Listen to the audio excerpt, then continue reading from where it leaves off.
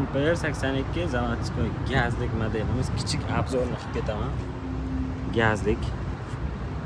Bu 131 ot kuchlik motor, toza yaponskiy Samarqanddagi zavodda yig'ilayotgan modelimiz.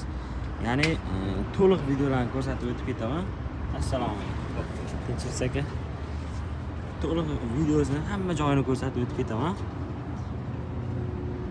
Kelajakda bu video masalan gazli model qanaqa bo'ladi degan so'ragan akalar uchun va miyasi kondisionerlarigacha bor. Mayda bo'lsa interzamok, mana bu bakoviylari bor-ku, qiziydi qish kunida.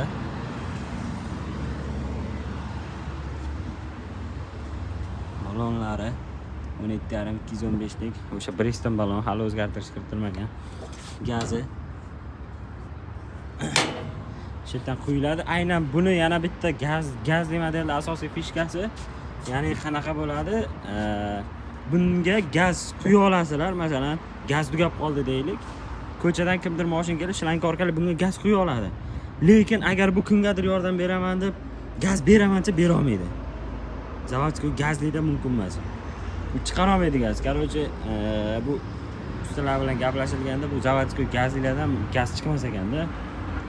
Zavod xodimlari shunaqa ma'lumot berishgan. Faqat gaz solsanglar bo'lar ekan.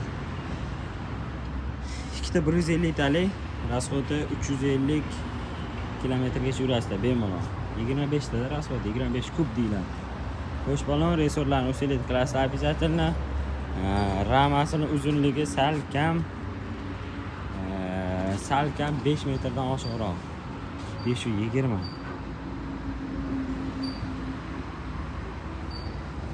Aynan shu kuzovgacha bo'lgan joyini hisobladim-da. Mana shu yerdan bu yoqqa. Hamma joyini ko'rsatib o'tib ketaman. Qanchalik kerak bo'ladi bu video bilan. Kecha yangi kelgan zavoddan. Shu mashhur modelimiz CNG. Narxini aytmayman akalar, narxi kommentariyda. Sababi narx aytsam, bu video masalan 2 yil turadimi, 3 yil turadimi, narx oshsa, eski narxdan talab qiladiganlar bo'ladi. Akalar o'shaning uchun narx aytmayman. Har doim videoda narx aytmayman. Shu asosan videolarni ko'rsatdim, mashinani ko'rsatdim.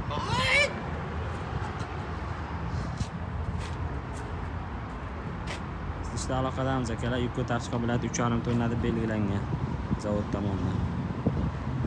O'zi 5 tonnali model, umumiy massasi bot-bot qo'yganlarni 7,5 tonnada belgilaydi gayba bilan. Akalar, salom Sergelida, Toshkentda. Qolaman sog' bo'linglar, salom alaykum.